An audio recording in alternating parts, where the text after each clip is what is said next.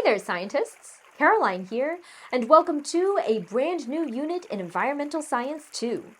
This unit is all about water, the ways we depend on water, how we manage limited water resources, and how we can make sure that everyone has access to clean, fresh water for generations to come. Picture your day from start to finish. How many times do you use water in a day? Pause the video here to brainstorm. What did you come up with? Personally, I use water for drinking and cooking, but I also use water to brush my teeth, wash my hands, take a shower, flush the toilet, wash dishes, clean around the house, care for my pets and garden. We use water every day, often without thinking about it. But all these ways we are using water are just the tip of the iceberg. So where does all this water come from? And how do the ways we use it impact our environment?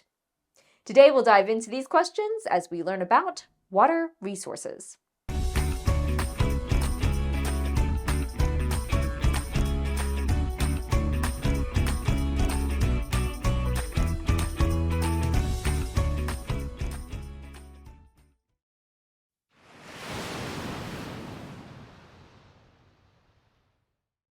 Earth is a closed system. The water on Earth now is all the water we'll ever have. It moves and changes forms in the water cycle, but the amount of water does not increase. But Earth is covered in water, so everyone should have access to clean, safe water to use for daily activities, right? Let's take a look at our planet. The blue is all of the water we have. Where do you notice the most blue? In our oceans! 97% of all the water on Earth is saltwater found in oceans. This is great for a lot of wildlife, but unfortunately, humans rely on fresh water for most of our daily activities, and only 3% of the water on Earth is fresh water. Oh, that little sliver of fresh water? Over half of it, 69%, is frozen in glaciers and ice caps, which means we can't access it.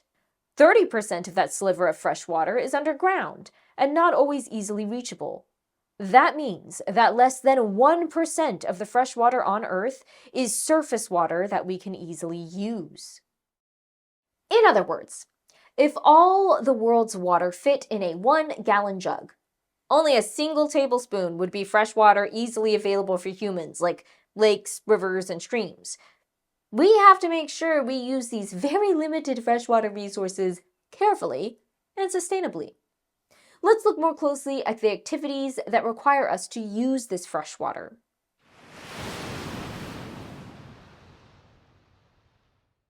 We use water for a lot of different tasks. Some of these tasks require us to have potable water, which is water that is safe for drinking or cooking. Other tasks depend on fresh water, but it can be non-potable. In other words, fresh water that is not safe for drinking, but can be used for other needs. Rainwater and recycled water are examples of non-potable water. Most of the water we use around the world is actually used for agriculture, growing crops, and raising animals for our food.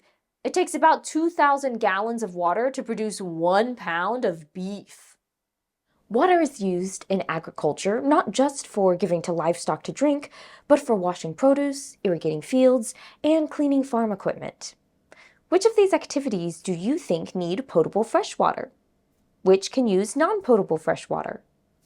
Pause the video here to record your thoughts.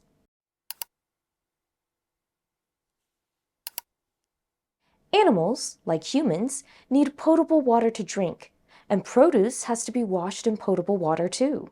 Cleaning and irrigation can use non-potable water. The next biggest use of water? Industrial use. Water is essential in creating many of the products we use, like fabric for clothes or cleaning products. Non-potable water is also an important part of cooling down machinery in factories. Water can absorb a lot of heat before changing temperature. This is why a pool still feels refreshing on a hot summer day. This means water is more efficient and affordable for cooling machines than air is. It can also be recycled to cool machines over and over again. And there's domestic water use. What do you think this means? Any household water use. In the beginning, we started with ways you use water, like brushing your teeth, cleaning your home and laundry, cooking, and, of course, drinking. All of these are examples of domestic water use, and many of them depend on potable water that is safe to consume. People all over the world depend on water for all of these uses and more. But not everyone can just turn on a tap to get clean, fresh water.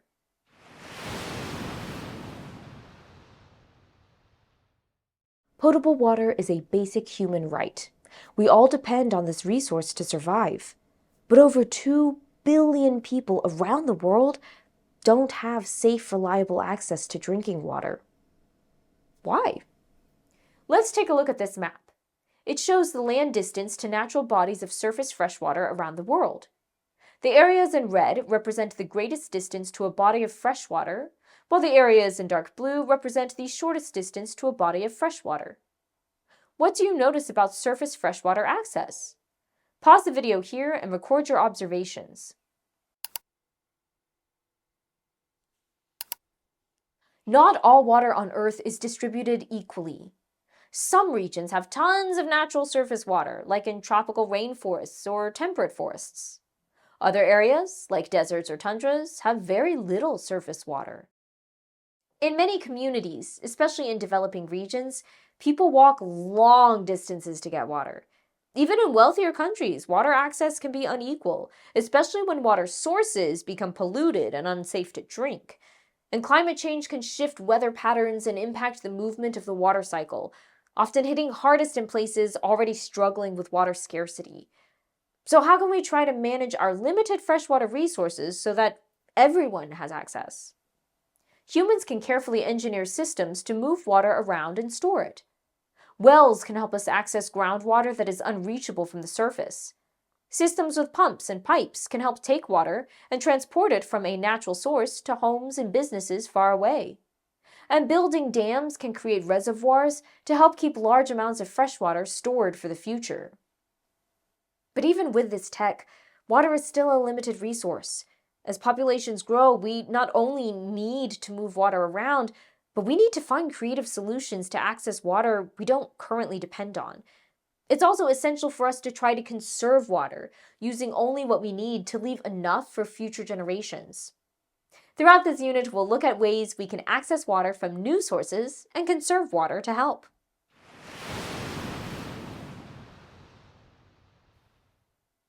As we went through the lesson today, we learned about the ways we use water every day. Most of Earth's water is salt water and can't be used for these daily tasks. Potable freshwater is rare, and not everyone has equal access to natural bodies of surface water. Water tech solutions can help, but conserving water is key, saving water for future generations. We'll look at more water conservation strategies throughout this lesson. Until next time, remember, even on a blue planet, fresh water is precious. By learning about this valuable resource, we can help ensure that everyone has access to clean, safe water. Keep learning and asking questions. I'm Caroline, and I'll see you next time. Hey, hey.